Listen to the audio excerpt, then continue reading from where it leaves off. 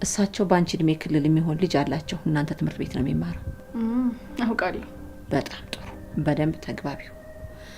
እስካሁን ድረስ ቦይፍሬንድ ጓደኛ ምናምን እያልሽ ስትንዘላዘይ ዝም ያልኩሽ ልጅ ነሽ ብዬ ነው። አሁን ግን በጣም ትልቅ ሴት እየሆንሽ ነው አይደል እንዴ? ስለዚህ ይህ ሀብት ንብረት የሚመለከተው አንቺን ነው። የአቶ መስፍንን ልጅ ነው ማግባት ያለብሽ። እንዴ እማዬ፣ ምን እያልሽ ነው? ግራ አጋባሽኝ እኮ። አዎ፣ በሀብትም በክብርም የሚመጥንሽ እሱ ነው።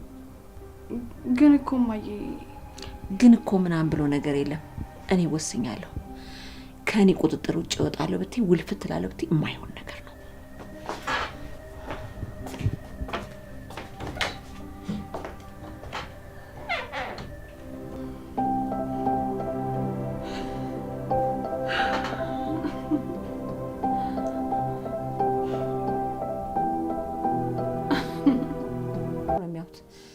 ይሄ ለነገሩ ለእኛ ጥሩ እድል ነው። የምን እድል? ይኸውልሽ ዘርፌ፣ ሰውዬው ወግ አጥባቂና ስርዓት ጠባቂ ነው። በዛው ልንጠይቀው ሄደን ያለውን ጉዳይ ሁሉ ጨራርሰን እንመጣለን። እሺ እንዳልሽውን፣ ነገሮችን ግን ቶሎ ብንጨርስ መልካም ነው። አንቺ ከፈለግሽ የማይሆን ነገር የለም። እሱ እንደሆነ ዛሬውኑ ቤት አስገብተን ብንመጣም ደስ ይለዋል። እሺ ቲ፣ ነገ ሄደን በቃ እናናግረዋለን። ይልቅ አንቺ እንዴት አደረግሽ? ለጽጌረዳ ነገርሻት? አይ እስካሁን አልነገርኳትም። ነገ ሰውዬውን ሄደን አውርተን እንወስናለን። ጽጌረዳ እንኳን ከኔ ሀሳብ አትወጣ። ጥሩ፣ እንግዲህ የተሻለውን አንቺ ታውቂያለሽ። በያሁን ቡና ፍሊልኝ፣ ራስ ምታት ይዞኛል። እሺ ቲ፣ አፈላለሁ። እሺ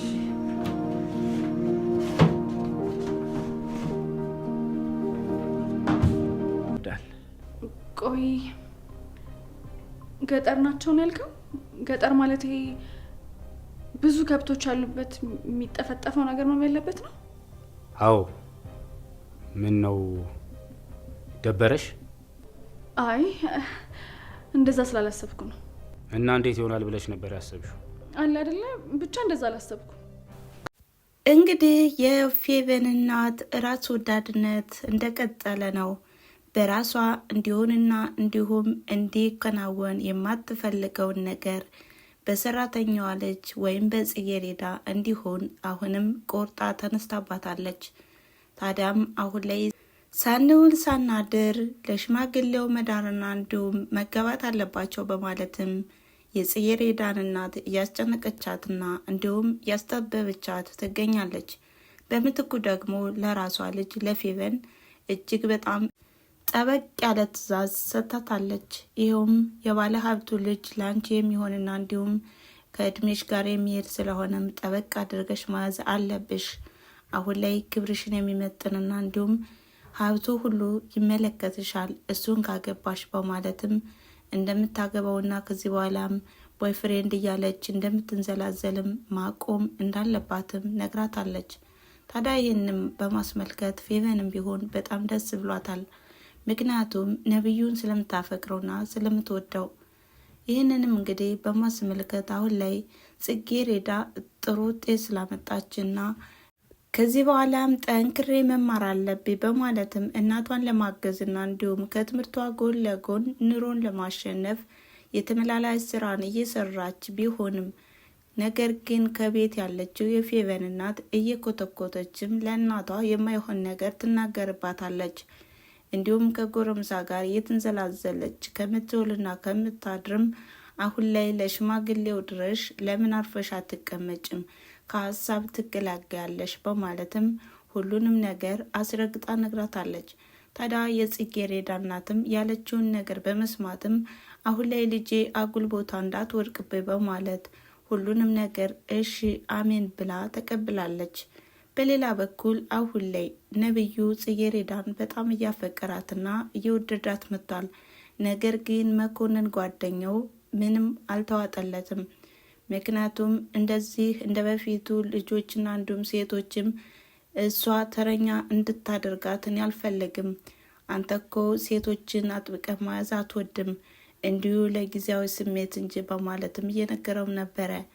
ነገር ግን ነብዩ እኔ እንደዛ አይደለም፣ እንደ ሌሎች ሴቶችም አይደለም።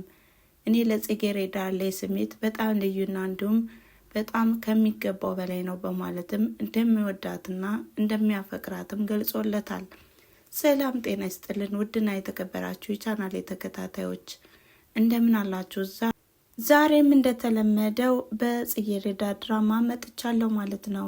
ታዲያም እናንተም ላይክ፣ ሼር፣ ኮሜንት እያደረጋችሁ አበረታቱ። ስለምታበረታቱኝም ከልብ አመሰግናለሁ በማለት አዲሶች ከሆናችሁ ሰብስክራይብ በማድረግ የደወል ምልክቷንም በመጫን ሁልጊዜ የሚለቃቸው ቪዲዮዎች ቀድመው እንዲደርሷችሁ አድርጉ እያልኩኝ እንግዲህ መኮንን ለጽጌረዳ እያሰበና እንዲሁም እያምሰለሰለም ይገኛል። ምክንያቱም ነብዩ እንዳይጫወትባትና እንዲሁም ከትምህርቷም እንዳያደናቅፋት በማለት እንግዲህ ፌቨን ቀበጧም ሽማግሌውን ለመጠየቅና እንዲሁም አንዳንድ ነገሮችን ወጉ ይድረሰ በማለትም ሽማግሌውን በመጠይቅበት ሰዓትም መኮንን የገጠር ልጅ እንደሆነ ባወቀች ጊዜም የማይባል ነገሮችንም ብላለች ማለት ነው።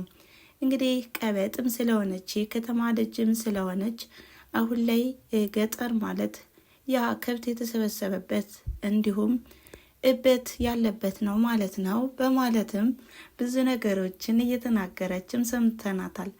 እንግዲህ ከዚህ ላይ የሚያሳየው አሁን ላይ የከተማ ልጅ በሚባል ምክንያት ማለት ነው የገጠርን ምንነትና እንዲሁም ከገጠር ምን ያህል ነገር እንደሚመጣና እንዲሁም ያ እየተንደላቀቁ የሚውሉበት ምግቡም ሆነ ሁሉም በየአይነቱ ያለው ምንጩ ከየት እንደሆነ ያላወቀችው ፌቨንም በንግግሯ መኮንንን በጣም አስከፍተዋለች። ታዲያ ሽማግሌውን ለመጠየቅም ሲል ብዙ እያወራና እንዲሁም እየተንከባከበውን ባለበት ሰዓት ነበረ ፌቨን ጅለኛ መታ ብዙ ነገሮችን ቀበጣጥራ ያስወጣቸው። በሌላ በኩል አሁን ላይ ነብዩ እንግዲህ ጽጌረዳን በጣም እንደሚወዳትና እንደሚያፈቅራትም እሱም ገልጾ ባይነግራትም ከእይታውና እንዲሁም ከአንዳንድ ነገሮችም እየለየበት ነው። ነገር ግን እንግዲህ ፌቨንም ቢሆን በጥላቻና እንዲሁም በምቀኝነት ነበረ ስትመለከታት የነበረ። ምክንያቱም ነብዩን በጣም ታፈቅረዋለች፣ ትወደዋለች። ታዲያም አሁን ላይ የፌቨን እናትና እንዲሁም የጽጌረዳ እናት በአንድ ላይ ሁነውም ሽማግሌውን ለመጠየቅ ሲሄዱም እግር መንገዳቸውን የሽማግሌውንና የጽጌረዳን ጋብቻም ጨራርሰን እንመጣለን በማለትም መክረዋል ማለት ነው። ከዚህ በኋላስ በምን አይነት መንገድ ይመጡ ይሆን? የጽጌረዳ እናትም ለጽጌረዳ ሁሉንም ነገር ግልጥልጥ አድርጋ ባትናገርም እኔ የማደርገው ነገር በሙሉ ለአንቺ ስል ነው፣ አንቺን ለማሳደግ ለማስተማር ብዙ ስቃይ ፈተና አይቻለሁ። ከዚህ በኋላም የማደርገውን ነገር ለክፋት አትይቤ በማለትም ነገሩን ጀማምራላታለች። እንግዲህ የዛሬው ቪዲዮ ያቆመው ከዚህ ላይ ነበረ። ስለተከታተላችሁኝና አብራችሁ ስለቆያችሁ ከልብ አመሰግናለሁ በማለት በቀጣይስ በምን አይነት መንገድ ይመጡ ይሆን የሚለውን ይዘን የምንመጣ ይሆናል ማለት ነው። እናንተም ሀሳብ አስተያየታችሁን በኮሜንት መስጫ ላይ አስቀምጡ እያልኩኝ ለዛሬ የነበረን ቪዲዮ ይሄን ይመስል ነበረ። መልካም ጊዜ። ቻው።